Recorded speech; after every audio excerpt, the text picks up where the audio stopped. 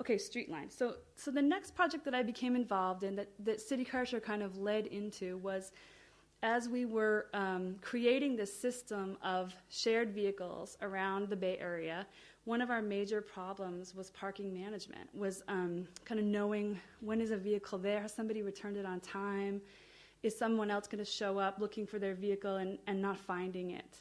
Those were the headaches that we were having as City Car Share folk. What we started to do was to develop basically a system where we would have this kind of micro technology on the parking spaces, so we would know when a car was there and when it was not. What started to happen is, as the implications of that became clearer, we started to see that it was really possible to do a lot more than just monitor the little City Car Share fleet of 200 cars. We could actually monitor the entire city, maybe even the entire Bay Area.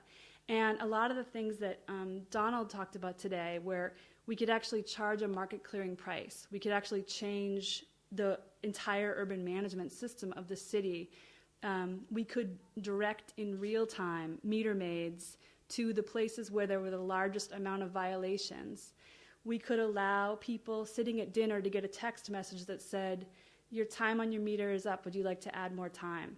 We could kind of explode the innovations, the possibilities, the ways of giving convenience to people, while also kind of slipping in there the sort of Trojan horse idea that, yeah, you should actually have to pay for this incredibly valuable resource that you think you should maybe get for free. It's like this massive change that could go along with all these services, all this excitement, all this kind of new convenience. So we got really excited about this project, and it's going. Urban transportation is filled with all pricing irrationalities, and we've talked about that. You know, a meter that charges 30 minutes at $1.50, I mean, this is even low, I think. Obviously, in downtown San Francisco, 30 minutes could easily be $20. And Donald, again, has eloquently talked about this, but this insight is one that really spoke to us in terms of, what if on your mobile phone you had a application that basically said, you know, well, you shouldn't be looking at your phone while you're driving, but your passenger could be looking at her phone and saying, hey, don't turn left, turn right. There's parking on this side of the city street, not this one. So all this information gets recorded, bundled, processed, and then shot back out to the meter maids, to the people using parking in the city, and suddenly you have a system that really makes sense and makes a city run a lot better. That's the hope, anyway. I talked a little bit about this, but that's kind of our first look at it. I mean, there's these little tiny, very unnoticeable sensors in the street, and we want them to be as unnoticeable as possible. And they gather information about physical things, and they send that information to a data processing center, and then all of that information gets fed out to the people who need it. And, you know, these are all the implications that I've kind of talked about, but it's a little bit more of a look at kind of what the mesh network looks like. It's pretty simple. There's traffic monitoring, there's a server, and then there's information that goes to all of the partners. Here's some of the equipment and some of the ideas that I talked about, the sensors, including a look at how they look on the surface. Some are embedded and some are just kind of placed on the surface. They look like a parking guide, something that we have in San Francisco. I actually haven't seen here in Paris.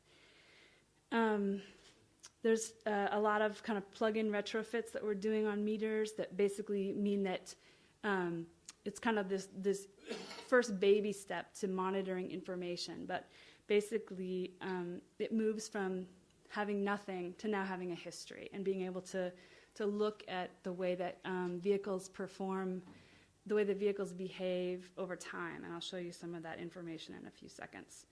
There's a great project that we have going on now in the downtown Los Angeles network, and this is just a little look at, basically we sort of colorized the electrical field that's being created by the Streetline network now in downtown LA. So it's just kind of a graphic look at what we're doing. And this is a really interesting piece of information. So when we started to monitor spaces in San Francisco as a first step, this is what we found. Of the metered hours, there was an enormous amount of use that was unpaid. So people just risked parking in at a metered space and not paying because anecdotally and just from their feeling of being around the city, they were pretty sure that it was pretty likely that they wouldn't get a ticket. And that proved to be true. We found that there were less than 2 citations per meter per month, even with this immense amount of violations. So clearly, there's an immense gap between what's happening on the street every day and what the meter maids are able to do. So that really right there just drives home for us the importance of getting this information to the people who are enforcing this valuable resource. This is just another look at that, and in a lot of cases, people stayed for even more than 2 hours unpaid, which is kind of amazing, with the confidence that they wouldn't get a ticket. This is just another look at that kind of information. Basically, what we found in general was that people were paying about 34% of the time on average, less than 50%. There is some block-by-block variation. We found kind of different behavior depending on what was going on. This is a look at the Embarcadero, which is a street in San Francisco, versus Jefferson, another street in San Francisco, and it's a look by time of day. Let's see.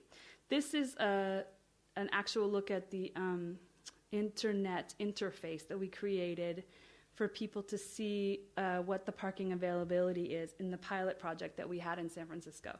So as you can see, there's just a very simple color-coded map that's basically directing people to where there's parking and making them avoid where there isn't.